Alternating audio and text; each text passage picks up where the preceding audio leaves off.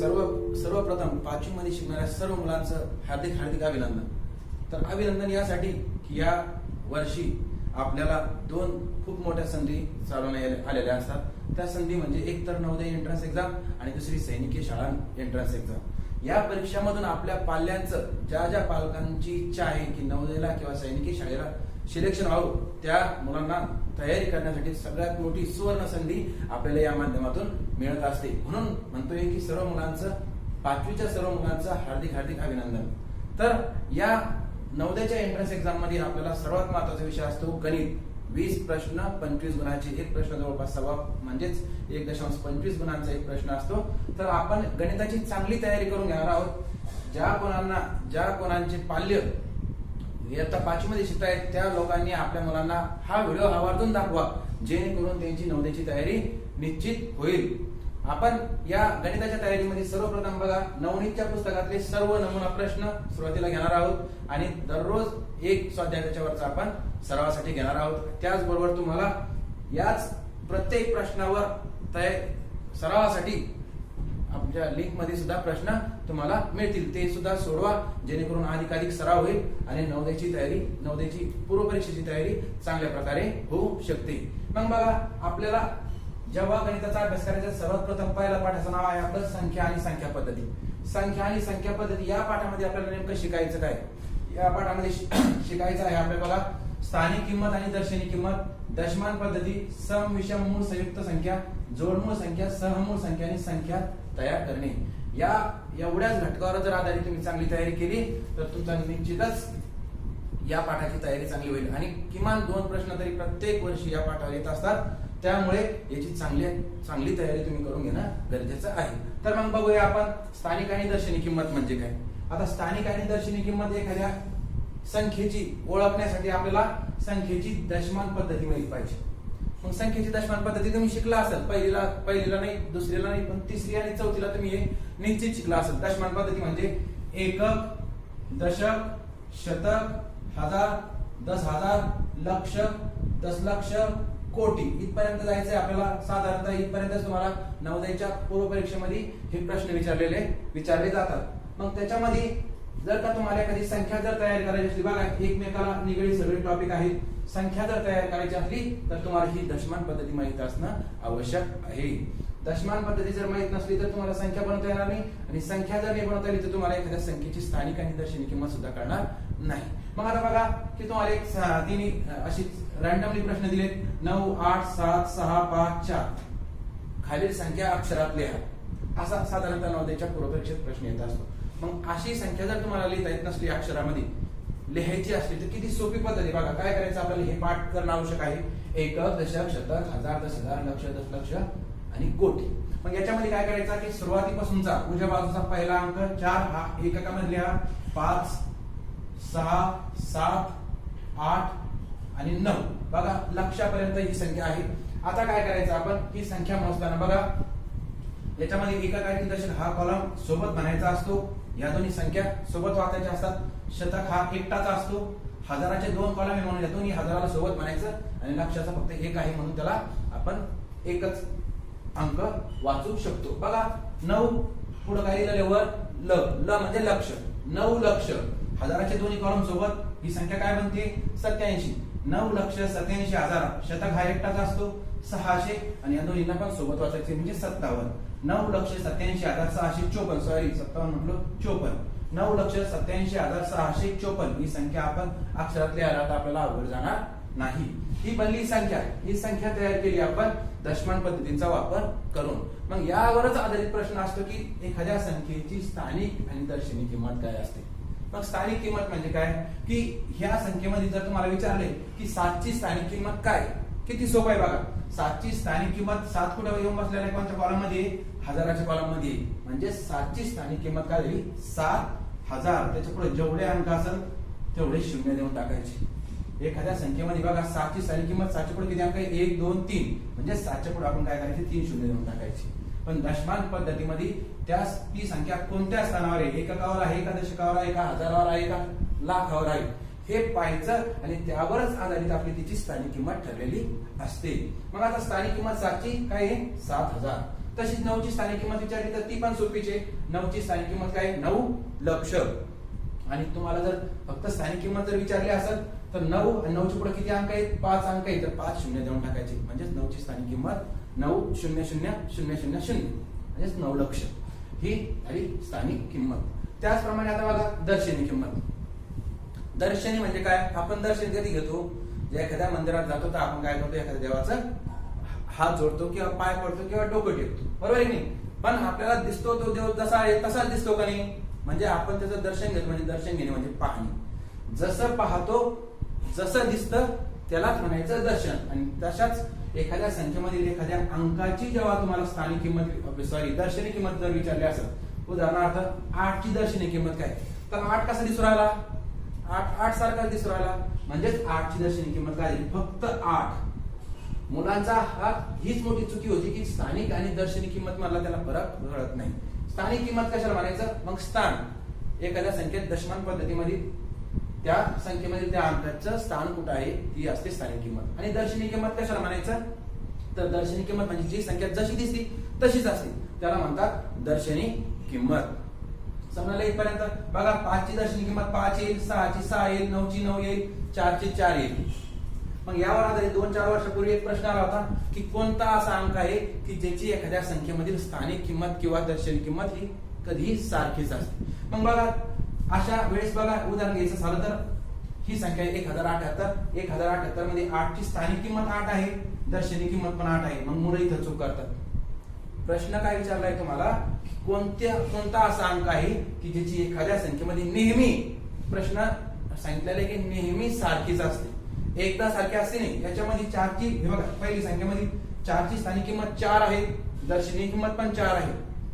पण या संख्येमध्ये काय झाली ती 4 ची राहिली का स्थानिक किंमत 4 इथं 8 एकक स्थानचा जो अंक आहे तो सारखाच असते त्याची किंमत दोन्ही सारखी असते स्थानिक किंमत पण सारखी असते आणि दर्शनी किंमत पण सारखीच असते. पण मग प्रश्न असा आहे की कोणता अंक असा आहे की ज्याची स्थानिक आणि दर्शनी किंमत सारखी असते. बघा ह्याच्यामधल्या 7 ची स्थानिक किंमत काय झाली स्थान कुठे आहे त्याचं दशकामध्ये आहे म्हणजे 7 ची स्थानिक किंमत झाली 70 आणि दर्शनी किंमत काय झाली 7 ची जशी दिसते तशीच म्हणजे 7. दोन्ही मध्ये फरक आला का नाही. आता तिसरा अंक बघा 0 हा जरी शतक स्थानी असेल एकक दशक शतक स्थानी जरी असेल पण तरीही याची स्थानिक किंमत काय आहे 0च आहे आणि दिसतो कसा तो शून्यासारखा दिसतो. म्हणजे या दोन्ही अंकांची 0 या अंकाची स्थानिक आणि दर्शनी किंमत कशी आहे सारखीच आहे. मग कधीही लक्षात ठेवायचं की 0 असा अंक आहे की ज्याची स्थानिक आणि दर्शनी किंमत नेहमी 0च असते म्हणजेच सारखी असते. बघा या पाठामधला आपला दुसरा टॉपिक महत्वाचा शिकायचा आहे सम विषम मूळ आणि संयुक्त संख्या.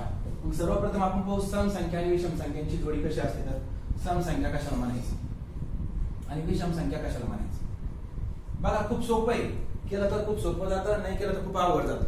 मग करताना बघा सम संख्या कशाला म्हणायचं तर सम संख्या आपल्याला पहिलीपासून आपल्याला आपले शिक्षक लोक आपले आई वडील म्हणतात पाढे-पाठ करा पाढे-पाठ करा. पाढे-पाठ करताना सगळ्यात पहिला पाढा आपण पाठ करतो 2चा. मग ज्या संख्या या 2च्या पाड्यात असतात त्यांना समसंख्या म्हणतात. साधं गणित सोपं एकदम.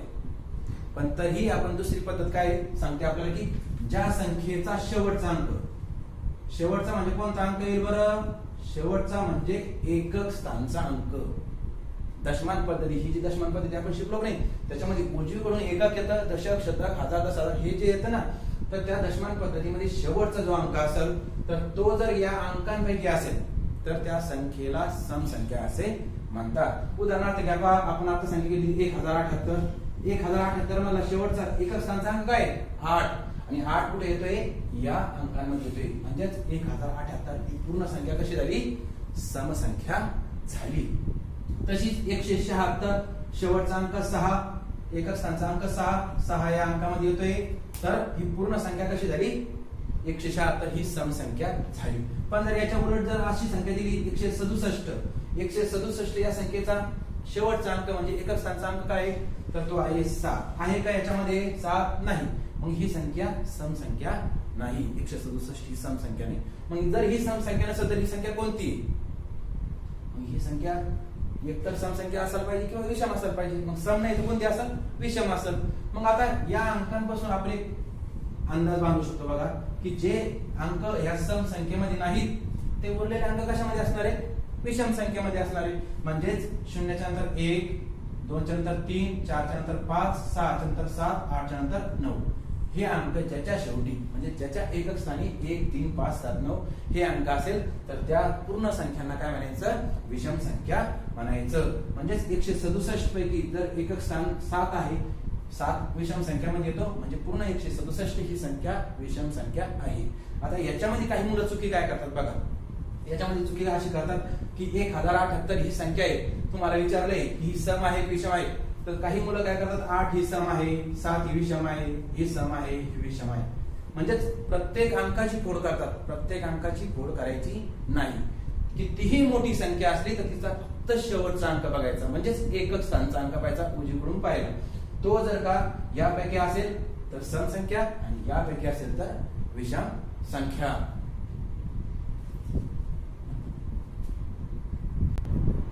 बघा सम संख्या 0, 2, 4, 6 आणि 8 हे जर एकच स्थानी असेल तर सम संख्या, 1, 3, 5, 7, 9 हे जर असेल तर विषम संख्या. आता याच्यामध्ये दुसरं आहे मूळ संख्या आणि संयुक्त संख्या. अगदी सोपं आहे बघा. पहिला पाठ हा आपण पहिलीपासून शिकतोय. नवोदयच्या पूर्व परीक्षेसाठी किंवा प्रवेश परीक्षेसाठी हा जो गणिताचा पहिला पाठ बघतोय ना आपण, संख्या आणि संख्या पद्धती, हा पाठ आपण पहिलीपासून शिकतोय. जे मराठी माध्यमची मुलं आहेत बघा, पहिल्या पाठाचं नाव तुमच्या पहिली असो, दुसरी असो, तिसरी असो, चौथी असो, पाचवी असो, संख्या किंवा संख्या ज्ञान किंवा संख्या पद्धती याच प्रकारचा असेल. प्रत्येक पाठामध्ये संख्या हा शब्द निश्चितच आलेला असेल. मग आपण संख्यांची ओळख चांगल्या प्रकारे पहिली ते चौथी करून घेतलेली, पण याच्यामध्ये सम संख्या विषम संख्या पण आपण तिसरी चौथीला शिकलो असेल तरी रिपीट म्हणून घेतल्यात. आता आपल्याला नवीन शिकायचं आहे मूळ संख्या आणि संयुक्त संख्या. मग मूळ संख्या कशाला म्हणायचं हे पण खूप सोपं आहे.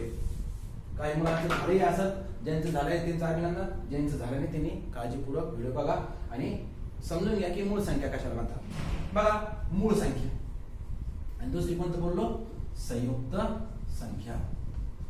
आता मूळ संख्या कशाला म्हणायचं, सर्वप्रथम मूळ संख्या खूप सोपं आहे. मूळ संख्या म्हणजे की आपण पाढे पाठ केलेले आहेत, काही मुलांचे 10 पर्यंत, 15 पर्यंत, 20 पर्यंत पाढे पाठ असत. मग असे पाढे पाठ करताना काही संख्या अशा आहेत, काही संख्या अशा आहेत की त्या कोणाच्याच पाड्यात येत नाही. समजा 2 च्या पाड्यात येणार नाही, 3 च्या येणार नाही, 4 च्या येणार नाही, 10 च्या येणार नाही, 100 च्या येणार नाही. म्हणजे कुठेही म्हणा तुम्ही, त्या फक्त 2च जणांच्या पाड्यात येतात. ते सांगतो हळू. उदाहरणार्थ आपण एक उदाहरण घेऊ बघा, 5. आपण उदाहरण म्हणून काय घेणार आहोत, 5 घेणार आहोत. 5 हे कोणाच्या पाड्यात येणार आहेत, सर्वात प्रथम पाहायचं आपण 2 चा पाडा. 1 चा नाही बघायचा, 2 चा पाडा. 2 च्या पाड्यात 5 आहेत का, नाही. 3 च्या पाड्यात 5 नाही, 4 च्या पाड्यात पण नाही. फक्त कोणाच्या पाड्यात आहे, 5 च्या पाड्यात आहे. आता 6 च्या पाड्यात तर राहणार नाही कारण 6 मोठे. मग 5 ही मूळ संख्या आहे का, कारण ती फक्त स्वतःच्याच पाड्यात येऊ राहिली. आणि अजून एका पाड्यात येते ती म्हणजे 1 च्या पाड्यात, कारण 1 चा पाडा सर्व संख्येपर्यंत जातो. 1 लाखापर्यंत, 10 लाखापर्यंत पाडा हा संपत नसतो, लक्षात घ्या. आणि 1 चा पाडा, 1 च्या पाड्यामध्ये प्रत्येक संख्या असते. मग मूळ संख्या म्हणजे अशी संख्या की जी फक्त आणि फक्त 1 च्या आणि त्या स्वतःच्याच संख्येच्या पाड्यामध्ये येत असते. मग अशा समजा उदाहरणार्थ अजून एक घेऊ आपण, 37. बघा 37 ही सुद्धा मूळ संख्या आहे. कशी, ती कोणाच्याच पाड्यात नाही.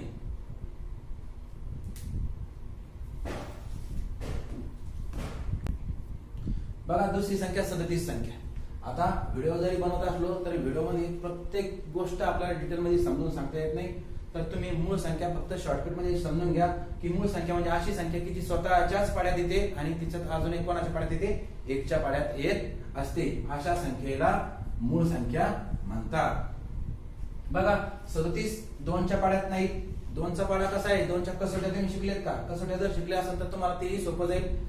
थोड्या वेळात मी तुम्हाला कसोट्या सुद्धा सांगतो. एवढ्या संख्या झाल्याच्या नंतर कसोट्या आपण घेऊ. मूळ संख्या म्हणजे अशी संख्या की जी फक्त आणि स्वतःच्याच पाड्यात येत असते. मग जी संख्या उदाहरणार्थ 12 2 च्या पाड्यात आहेत बघा, 3 च्या पाड्यात आहे, 4 च्या पाड्यात आहे, 6 च्या पाड्यात आहे. या सगळ्यांच्या पाड्यामध्ये असल्यामुळे 12 ही संख्या संयुक्त संख्या आहे, मूळ संख्या नाही. अशी संख्या की जी दुसऱ्याच्या पटीत किंवा पाड्यात येते अशा संख्येला संयुक्त संख्या असे म्हणतात. मूळ संख्या अशी संख्या जी स्वतःच्या आणि एकच्याच पटीमध्ये येऊ शकते अशा संख्येला मूळ संख्या म्हणतात. आता याच्यामध्ये आपल्याला लक्षात ठेवण्यासारखं आणि पाठच ठेवण्यासारखं असं आहे की 1 पासून तर 1 ते 100 पर्यंत किती मूळ संख्या आहेत. 1 ते 100 पर्यंत कोणकोणत्या मूळ संख्या आहेत या सगळ्याच्या सगळ्या तुम्हाला पाठ असणं आवश्यक आहे. बघा मग त्या शॉर्टकट मध्ये सांगतो मी तुम्हाला. 2 3 5 7 11 13 17 19 23 29 31 37 41 43 47 53 59 61 67 71 73 79 83 89 आणि 97 अशा एकूण 1 ते 100 पर्यंत किती मूळ संख्या आहेत. 25 मूळ संख्या आहेत. हे पाठ सर्वांनी लिहून घ्या आणि या संख्या पाठच करा. मूळ संख्या 1 ते 100 पर्यंत तुमच्या पाठ असणं खूप आवश्यक आहे. त्याच्यावर आधारित खूप प्रश्न येतात. प्रश्न असे येतात की 50 ते 70 पर्यंतच्या मूळ संख्यांची बेरीज किती, किंवा 50 ते 70 या संख्यांची बेरीज वजा 40 ते 30 यांच्या दरम्यान येणारी मूळ संख्यांची बेरीज यांचा फरक किती, असे प्रश्न येतात. त्याच्यामुळे मूळ संख्यांची तुम्हाला पाठांतर असणं आवश्यक आहे. मग याच मूळ संख्येवर आधारित अजून एक 2 संख्या आहेत बघा. जोडमूळ संख्या आणि सहमूळ संख्या. कशाला म्हणायचं जोडमूळ संख्या, कशाला म्हणायचं सहमूळ संख्या. तर मूळ संख्या म्हणजे काय की जे कोणाच्याच पाड्यात येत नाही अशा संख्येला म्हणायचं मूळ संख्या. जोडमूळ संख्या म्हणजे की ज्या दोन एकमेकांच्या जवळ आलेल्या अशा संख्या, अशा मूळ संख्या, अशा संख्याने अशा मूळ संख्या की ज्या एकमेकांच्या जोडून आलेल्या आहेत. त्या दोन्हींची जर आपण वजाबाकी केली तर उत्तर 2 यायला पाहिजे. अशा जोड्यांनाच जोडमूळ संख्या असे म्हणतात. उदाहरणार्थ बघा 2 आणि 3 मधून 2 गेले कितीचा फरक येते, 1 चा फरक आहे. ही जोडमूळ संख्या नाही. आपल्याला काय सांगितलंय की 2 चा फरक राहायला पाहिजे. 5 3 गेले 2 उरते का नाही, म्हणजेच पहिली जोडमूळ संख्येची जोडी झाली आपली 3 आणि 5. बघा पहिली जोडमूळ संख्या कोणती आपली 3 आणि 5. दुसरी आहे बघा 7 आणि 5, कारण दोन्हीचा फरक पण 2 आला, म्हणजे दुसरी जोडी झाली आपली 5 आणि 7. तिसरी 7 आणि 11 मध्ये 4 चा फरक नाहीये. 13 मधून 11 गेले 2 चा फरक, म्हणजे तिसरी जोडी झाली 11 आणि 13. त्याच्यानंतर 13 आणि 17 मध्ये फरक 4 चा येतो, ही पण जोडमूळ संख्या नाही. पण 17 आणि 19 मध्ये परत 2 चा फरक आला. 19 मधून 17 गेले खाली उरले 2, म्हणजे ही एक जोडी झाली 17 19. नंतर 19 आणि 30 मध्ये 4 चा फरक आहे, यांच्यामध्ये 6 चा फरक आहे. यांच्यामध्ये परत बघा 31 मधून 29 गेले किती उरले 2, म्हणजे 29 आणि 31 ही सुद्धा जोडमूळ संख्येची एक जोडी झाली. 37 31 मध्ये 6 चा फरक, 41 43 परत 2 चा फरक आला, ही एक जोडी बनली. म्हणजे 41 43 ही एक जोडमूळ संख्येची जोडी बनली. यांच्यामध्ये 4 चा फरक नाही आहे, यांच्यामध्ये 6 चा फरक आहे, यांच्यामध्ये 6 चा फरक आहे, यांच्यामध्ये 2 चा फरक. बघा 59 61 अजून एक जोडी काय बनली आपली 59 61. 61 67 6 चा फरक, 67 एकाहत्तर 4 चा, 71 73 परत 2 चा फरक आला. अजून एक जोडी काय बनली आपली 71 आणि 73. 73 79 6 चा फरक, 79 83 4 चा फरक, 83 89 6 चा फरक, 89 97 8 चा फरक. या जोडमूळ संख्या नाही. मग बघा जोडमूळ संख्या म्हणजे अशा संख्या की ज्यांच्या दोन्हीच्या मध्ये कितीचा फरक राहायला पाहिजे 2 चा फरक राहायला पाहिजे. अशा 1 पासून तर 100 पर्यंत फक्त 8च जोड्या आहेत. 1 2 3 4 5 6 7 8 जोडमूळ संख्यांच्या जोड्या किती आहेत 1 ते 100 फक्त आणि फक्त 8. आता जोडमूळ संख्या जर समजली असेल तुम्हाला तर पुढची संख्या बघू आपण सहमूळ संख्या. सहमूळ संख्या म्हणजे काय. आता सहमूळ संख्या तुम्हाला तर तसं या पाठामध्ये नाही शिकायला पाहिजे, पण आता या पाठात आलेलं आहे तर आपल्याला शिकणं तसं आवश्यक पण आहे. पण जेव्हा तुमचा 4थ्या पाठाचा आपण बघा व्हिडिओ जेव्हा टाकू त्याच्यामध्ये तुम्हाला सहमूळ संख्या स्पष्टपणे कळेल की सहमूळ संख्या म्हणजे काय. तर सहमूळ संख्या म्हणजे बघा सहमूळ संख्या. सहमूळ संख्या आता तुम्हाला मसाले आणि रसाई शिकवलेच नाही, त्याच्यामुळे सहमूळ संख्या कळणं एवढं सोपं नाही या पाठामध्ये. आपल्याला ते पुढे घेता येईल, पण तरीही सांगून देतो तुम्हाला की जेव्हा आपण संख्यांचे अवयव पाडतो, उदाहरणार्थ 4 आणि 5 यांचे अवयव 4 कोणाच्या पाड्यात आहेत 2 च्या, 2 गुणिले 2 असे अवयव आणि 5 चे 5 गुणिले 1. बघा यांचा जेव्हा मसावी काढतात सामायिक अवयव काढतात. सामायिक म्हणजे सारखे, दोन्हीच्या अवयवामध्ये सारख्या संख्या काय आहेत काहीच नाही. 4 ला आपण 2 लिहू शकतो. यांचा मसावी येतो 1. जेव्हा दोन संख्यांचा मसावी 1 येतो त्या दोन्ही संख्यांना सहमूळ संख्या असे म्हणतात. जेव्हा मसावी आणि लसावी आपण पाठ शिकू त्यावेळेस तुम्हाला सहमूळ संख्या मी अतिशय स्पष्टपणे सांगेल. बघा, या पाठामध्ये आपल्याला एवढंच शिकायचं होतं. स्थानिक आणि दर्शनी किंमत ही दशमान पद्धतीवर अवलंबून आहे. दशमान पद्धतीने आपण संख्या बनवू शकतो आणि संख्येमधून आपले एखाद्या अंकाची स्थानिक किंवा दर्शनी किंमत आपल्याला कळू शकते. सम संख्या, विषम संख्या, मूळ संख्या आणि संयुक्त संख्या. सम संख्या ज्या संख्येचा शेवटचा अंक म्हणजेच एकक स्थानचा अंक 0, 2, 4, 6, 8 यापैकी असेल तर त्या सम संख्या झाल्यात. आणि विषम संख्या ज्या संख्येचा शेवटचा म्हणजेच एकक स्थानचा अंक 1, 3, 5, 7, 9 यापैकी असेल तर त्या संख्यांना विषम संख्या म्हणतात.